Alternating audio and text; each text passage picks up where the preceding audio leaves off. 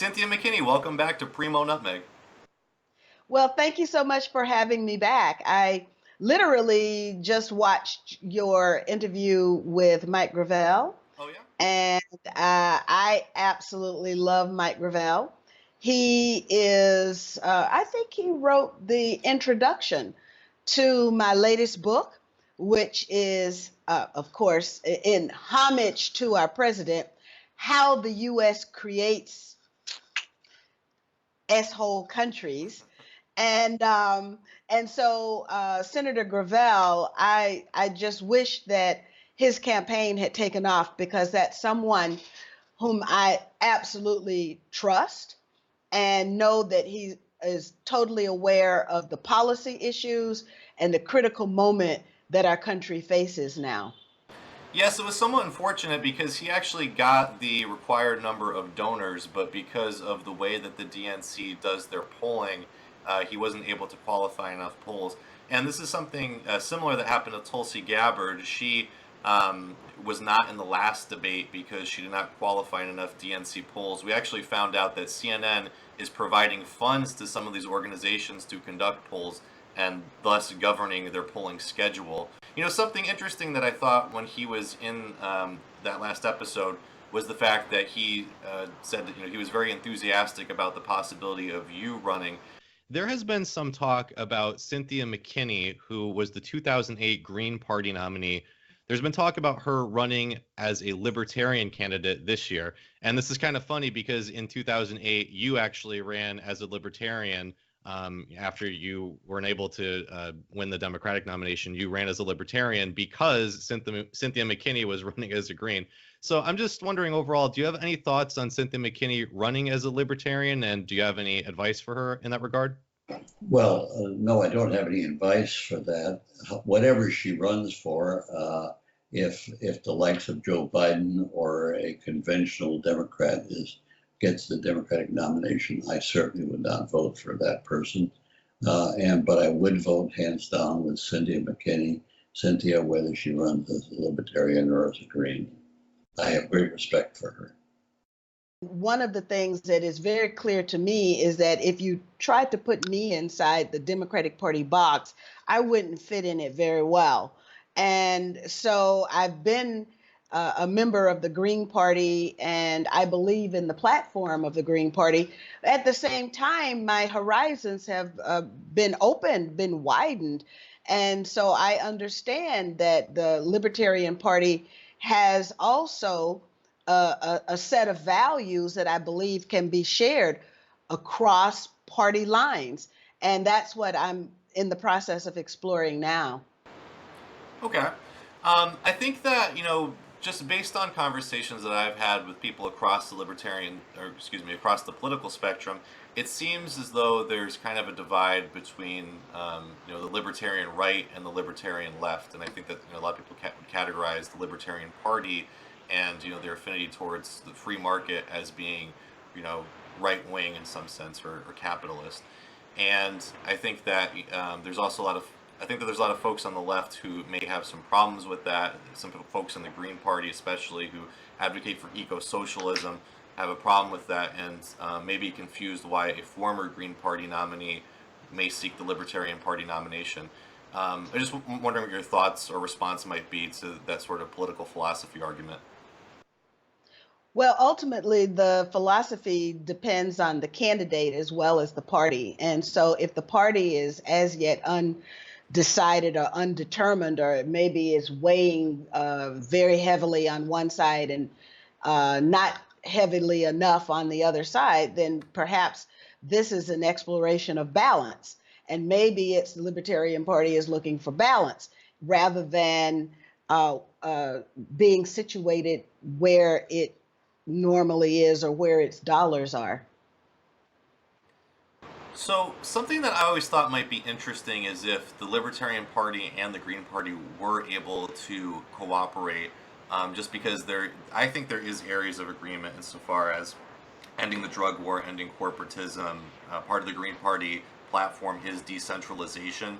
So I understand that there's differences in certain, terminology at least or semantics, but I Hmm. think that there's enough agreement for them to at least cooperate. And something I thought might be interesting is if somebody could actually seek and win the nomination of both parties. And I think there's very few people that may be able to do that. Somebody like Jesse Ventura, I thought might be a good fit, but you as a former Green Party nominee and somebody who's friendly with the Libertarian Party and talking about seeking the Libertarian Party nomination potentially. Is that something that you might consider trying to win the nomination of both parties and get these parties to collaborate? Well, that is a wonderful idea. I don't know if I'm the right person to do that, though, but clearly we've got to start thinking about how we can do things differently so that we can arrive at better solutions for ourselves and the people that we care about. And so I think that in the end, we have no choice but to figure out ways in which we can collaborate with each other and share those values in a more constructive manner than we normally or possibly do. So, say if all of the minor parties were able to come together. Now, this actually is something that Ron Paul tried in 2008. So, what would be wonderful it would be if we all could come together and come up with our own, even our shadow cabinet. So, and then we make the announcement so that it's very clear to all of the constituencies of each of the separate minor or alternative political parties that they've got some skin in this game, right? And then we come together and put together the platform that actually binds us together. And when Ron Paul did that, we had a press conference at the National Press Club, and everyone participated except at that time the Libertarian Party, because that was Bob Barr. My colleague in the Congress was Bob Barr, Right. but it was Constitution Party and Green Party and Independent, Ralph Nader. I know it's difficult to think about, and there's probably arguments against it. I don't even know if the four would agree. I haven't even talked to them, but if they could get together and bring all their supporters together, and maybe the media would pay attention and say, maybe there are some important issues. Maybe civil liberties do count. Maybe foreign policy does count. Maybe we ought to change the Federal Reserve. Maybe we shouldn't continue to bail out all the corporations of the world. We were all able to come together. That is actually what's needed, because there is strength in unity. And the Green Party will forever have to collect signatures and then be at the whim of whoever the Secretary of State is in any particular state. Say, for example, my home state of Georgia, that makes it extremely difficult for Green Party candidates to even get on the ballot. Usually you end up being a write-in candidate, which basically means that you're not going to go very far. So if we could come up with this kind of strategy, and it's something that I've wanted to do for a long time, but at the same time, of course, having been targeted by one of the, if not the world's most powerful lobby, then of course it makes it very difficult for me to work and earn a living and at the same time do the kind of organizing that is required. I also have some other ideas about this kind of cross-pollinating organizing that could be done once I come back home. But now my son has decided he wants to start a farm, so I might be farming instead of organizing, but organizing by way of so maybe collective collective community organizing or something like that by way of agriculture or something. But so there's lots of different ways that we can do it, but the common theme of it all is that the Constitution Party, the Green Party, the Libertarian Party is a little different in that the Libertarian Party has been grandfathered in, at least in my home state of Georgia, so that you have ballot access, and you have ballot access in many more states than we of the Green Party do. So in that way, you are a little bit different than the other parties, but it's through the synergy that we can create by cooperating. I believe that we could actually make a dent in what it is that we really are trying to do, and that is put a dent in the two-party, which is actually a one-party system. And you're right that I do have friends, but there may be other ways in which I can do it rather than being the nominee. For example, in terms of the Libertarian Party politics, I like Adam Kokesh. I think he's a fabulous candidate, and he actually wants the nomination, and he's been working hard for the nomination.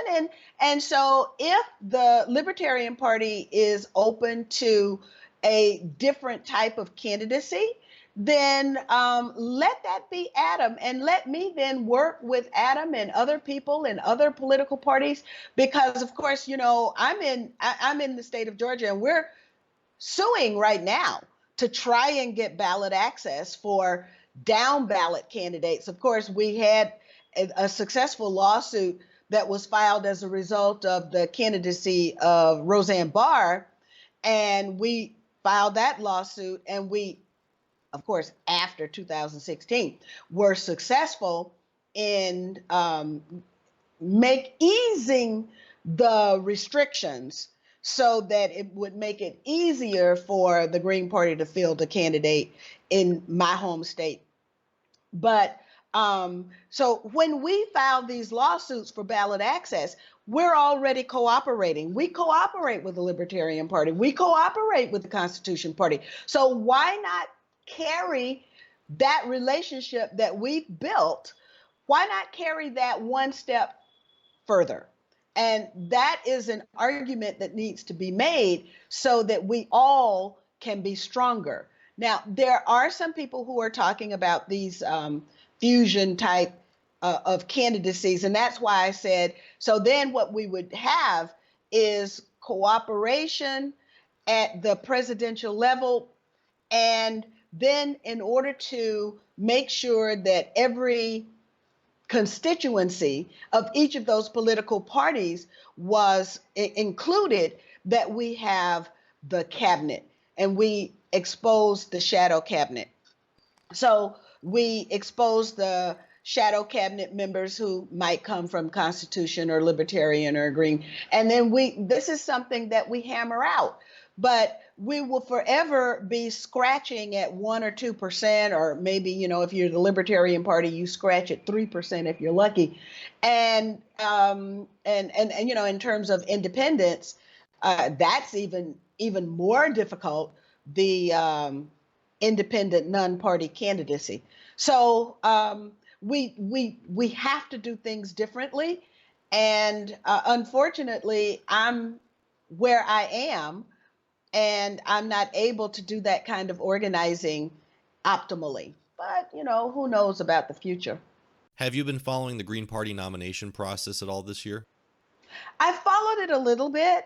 Of course, you know, people come to me and they bring their concerns to me. And so I've listened to those concerns, and I share those concerns, quite frankly.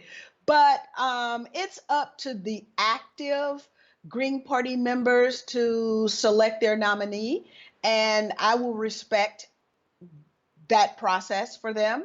At this point, I wish that we had more choices.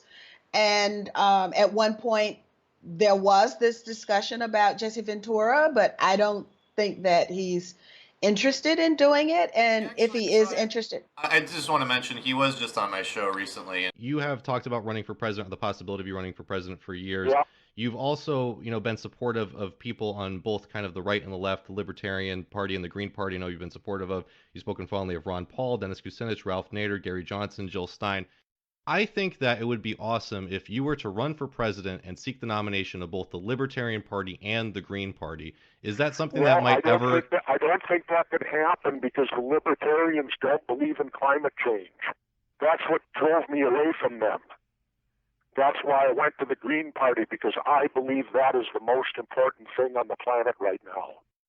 And the Libertarians don't buy it. So will you ever run for president? Will you seek the Green Party? I don't know. nomination? You'll find out in the spring. Okay. Why would I do it now? Wait till the pikers are gone. Okay. Well, Come on, Governor... it's all about tactics, man. It's tactics. That's how you win. It ain't time now. It's too early. I sincerely hope that you do run for president this year, and Yeah. I think it would be awesome if you did. Well, let me just leave you with this. What do you think about a ticket? Imagine this ticket. Governor Jesse Ventura and Robert F. Kennedy Jr. That sounds great. I would love to see that. He quits the Democratic Party and joins me with the Greens. Let's make it happen. Again, Jill Stein isn't running this year, so the Green Party is having a contentious... Don't hold your breath, but it's far too early. You got to at least get in the year of the election before you worry about that stuff. You know, I think Jesse Ventura is someone who could bring people together. And I think that that's basically what we're looking for, is what is the kind of candidate that can bring people together from different backgrounds, different walks of life, and different political parties, different ends of the political spectrum. But in the end, you know, it's a circle and we all come together at some point. So finding those points of commonality. Jesse Ventura is one of those persons, but he's not the only one. I might happen to be one of those persons, but I'm not the only one either.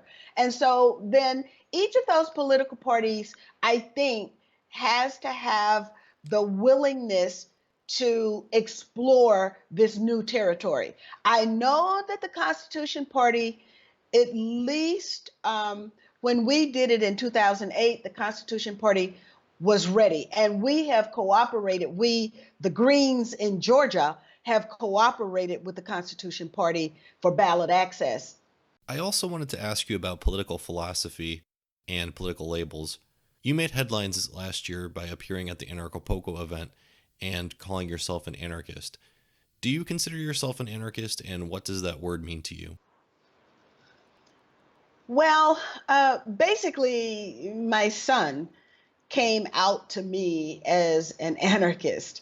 And that was during the time he went to graduate school, he went to law school. And after he graduated, he said, "Mom, I'm not going to sit for the bar and I'm not going to practice law." And I was quite shocked because, you know, we had invested a lot of money in sending him to law school, and he had invested a lot of time and energy in studying the law, but he found that that was just not his thing. And so then he came out as an anarchist, and he wrote a paper about what criminal justice would mean to him as an anarchist. And it got published in the Anarchist Library, I think is the Library Journal or whatever. So this caused me to think about, well, what exactly is my relationship to the notion of governance, period? And so then I said, well, of course, I have to be open as well, because the system that we have is definitely not one that is serving the interests of, really, in my opinion, the majority of the people of the U.S. And certainly because the U.S. touches the world, it's not serving the interests of the people of the global community as well. And so what are the other forms of governance that might be available to us that we can actually begin to think about and then try to practice? So this farm that I was talking to you about that my son is interested in starting, well, it will start out as an intentional community. And so he's very interested in intentional communities. And I've been studying up on what an intentional community is, what that kind of looks like, and what are the governance structures for that. And if we can have a successful intentional community, why not expand this sort of process of governance so that we, I guess you could say, are decentralized sort of across the board. And then if you look at the cryptocurrency community and what blockchain affords, then basically what you can see is, well, the desire is to be decentralized and to have maximum input from maximum participants. And in my opinion, that would be the perfect kind of political process, that everyone can rest assured that their values, their policy ideas are considered, and then in the end, those individuals whose maybe there's only a portion of their policy ideas that come forward, at least they can buy into the process, and because they've actually participated in it. And so then I started thinking about that. And so then I began to exercise sort of direct democracy in my classroom. So basically what I do is I have a structure, and then I allow the students to choose what it is they want to study, what are the particular policy issues they want to study, how they want to study those. And then I provide an academic, intellectually refreshing framework around which they are allowed to explore their own curiosities. And so far for me, it has worked. And I think for them, it has really worked because my classes are rather popular. So with this as sort of a guiding light, what I have arrived at is that, well, I've arrived at several ideas that need to be tested in research. But one of the ideas that I have is that honestly, we could have any political system and we could live with any political system, but the quality of the political system itself is dependent on the quality of the individuals who lead that political system. So for example, we think that a republic is supposed to be so good. The republic is not so good for a whole lot of people. And we're witnessing that. And basically what happens is that the republic becomes a kakistocracy. Or if it doesn't become a kakistocracy, it becomes worse. And that is the psychopathocracy. So we've been talking about how we've got these individuals who are psychopaths. And because they're psychopaths, basically they're able to do whatever it is that is required of them to obtain power. And that is not working for our republic. So what is it that could work better?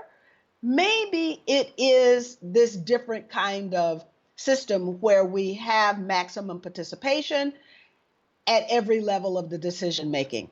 So that's what I'm flirting with right now. And so then, of course, if that means the withering away of the state, well, what do I see right now is that the state in the republic, which is supposed to be a better form of governance, well, it is as oppressive as, and can become as tyrannical as, say, a dictatorship. So we've got to have better people involved in the process, and we've got to also be open to different forms of governance. And that's where I come in on the anarchy. The last time that you were on my show 2 years ago, you were on something called the Unrigged Tour. I just wanted to know if you could remind us what that tour was about and if you accomplished your goals with that tour. Well, I'd have to say that, well, let's put it this way. I don't think we accomplished our goals, but at least we found that there are people who are ready to consider something else. They understand that the United States is now at a crisis point. They understand that constitutional rule of law just basically doesn't exist. They understand that the people of the United States, quite frankly, have been rigged ever since there was a United States of America. And so even though Donald Trump gave us the language, the system is rigged, but now they know that not only is the system rigged, but the people, we the people, have been rigged. And we are in the process of being rigged. And that's why, we operate in these silos. The population operates in these silos, and you can call it identity politics, you can call it whatever you want to call it, but there is no life in the silo. And when you can put intelligence in the silo. If you put intelligence in the silo, then you get policy that's already predetermined because the intelligence is made to fit the policy.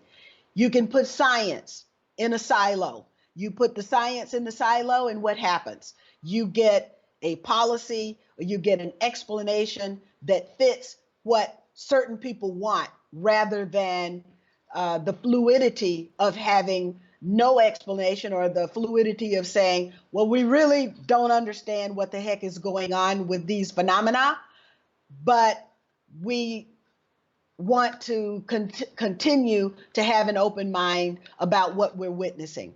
I think a lot of the climate science, I'm in the process of writing a foreword for a book now that's about climate change.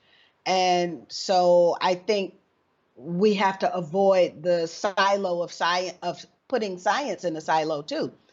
So, and then if we spend a lot of time putting people in silos, and then those people, there's no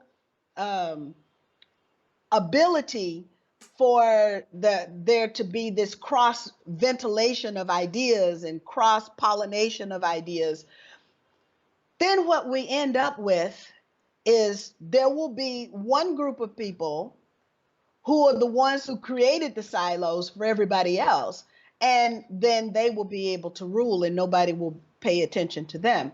So we've got to be really careful about these silos that we put ourselves in and we allow others to put us into. With that having been said, I think the experience of the unrigged I think it could have been a movement, but it was clamped down so many ways.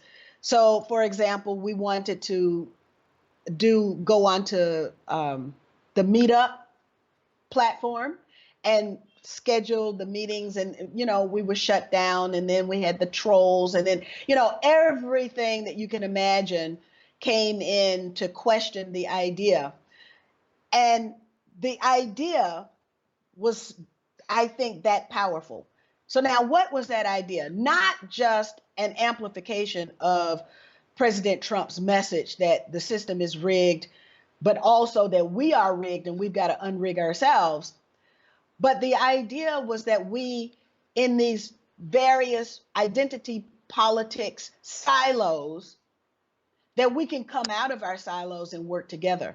And that is what gives nightmares to the people who have created these silos. So I think we need to give them nightmares.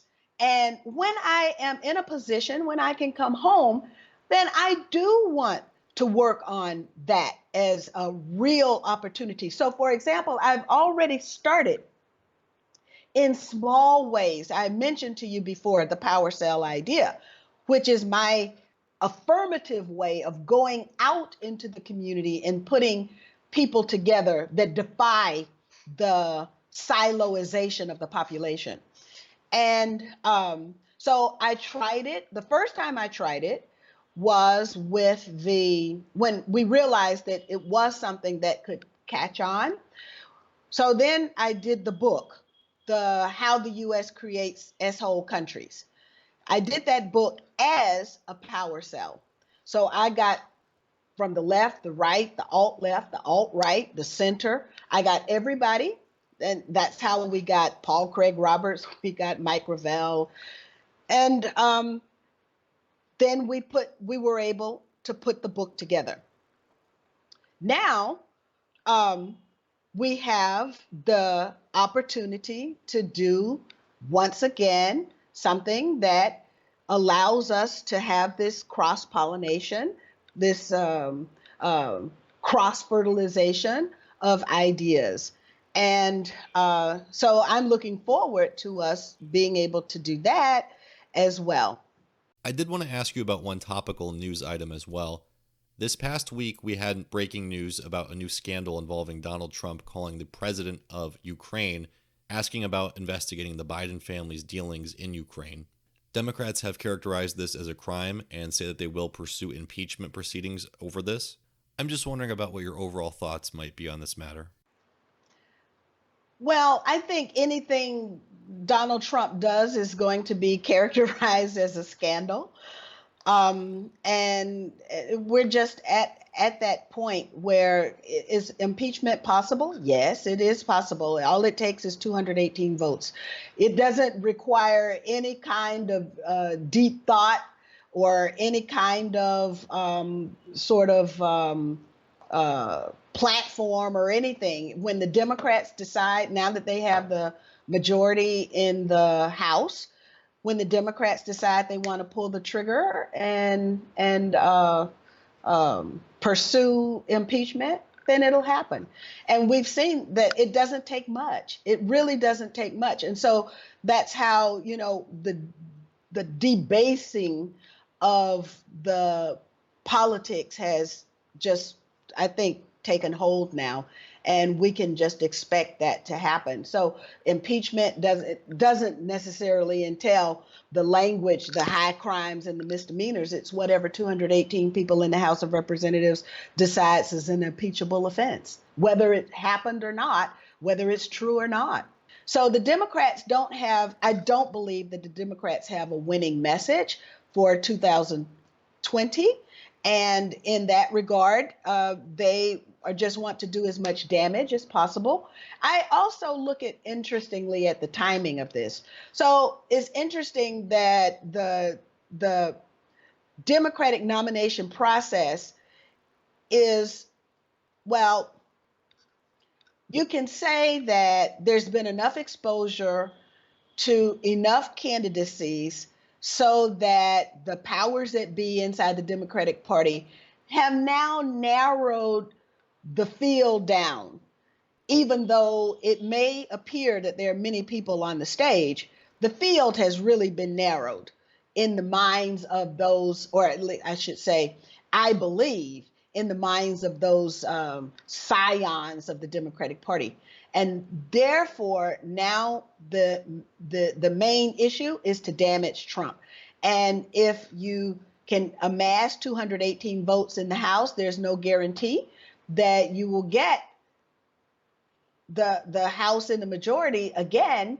And so the imperative becomes, let's take advantage of that now. On the subject of the 2020 election, are there any Democrats that you might support, whether it be Bernie Sanders, Tulsi Gabbard, Andrew Yang, just any of the Democrats in the field that you are supportive of? Well, there are a lot of Democrats want to support Bernie. And I believe a lot of Democrats do support Bernie, but Bernie's foreign policy is bad. And so, he buys into the Democratic Party hierarchy's talking points and foreign policy. And that's not good. That's not good for Bernie in the end. I've had some people who were like staunch Bernie supporters last time around.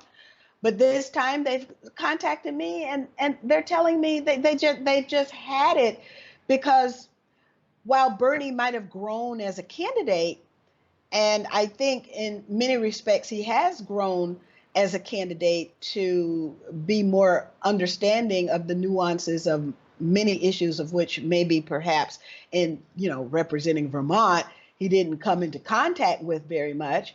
But the foreign policy blunders, just have turned people off. You admit that Venezuela does not have free elections, but still you refuse to call Nicolás Maduro un dictador, a dictator. Can you explain why, and what are the main differences between your kind of socialism and the one being imposed in Venezuela, Cuba, and Nicaragua? Well, first of all, let me be very clear. Anybody who does what Maduro does is a vicious tyrant. What we need now is international and regional cooperation for free elections in Venezuela so that the people of that country can create their own future. In terms of democratic socialism, to equate what goes on in Venezuela with what I believe is extremely unfair. Venezuela is the issue that was I received. There's an organization that sent a message to me, and the whole organization, it's sort of like an offshoot of the Democratic Party, but they vote Democratic, and the whole organization, is sort of like reaching out to me and begging me, Cynthia, please do something, because they have had it with Bernie. Remember, Bernie called Chavez a dictator, and Chavez's elections were cleaner than the U.S. elections. And then he turned around and did the same thing with Maduro just in the last debate. And so that it was at that point when I got the message, Cynthia, please do something. So I'm getting these messages from people, we need you back here. You need to come back. You need to do the blah, blah, blah, blah, blah, blah, blah, blah, blah, blah. But, I have my own issues, but that foreign policy, the foreign policy faux pas just continue to roll out of Bernie, and that's problematic. Now, if say Bernie also has a problem with me because he endorsed Hillary, and anyone who endorsed Hillary is, that's going along to get along, and that's the kind of politics that you're not supposed to stand for. So anyone who endorsed Hillary, I just have little confidence in them, because if they did it one time, they'll do it again. So if there's someone on the Democratic stage who didn't endorse Hillary, then I might look at them, but honestly, no, I'm not even going to look at them, because the Democratic Party is just so far out of line. It's just out of line. It just left me standing at the train station along with a lot of other people. Cynthia McKinney, thank you very much for being back on the show. I sincerely do appreciate it. For everybody out there who would like to follow you and stay up to date on everything that's happening with you, how can they do that? Well, I'm available on Twitter by my name. So that would be twitter.com/Cynthia McKinney. And I'm on Facebook. So you can send messages to me through Facebook, and that's at Cynthia McKinney Official. So, and then I have my website. So it's not very difficult for people to get in touch with me or to remain in touch with me. I encourage people to do so because I'm interested in learning about you, hearing from you, and interacting with you.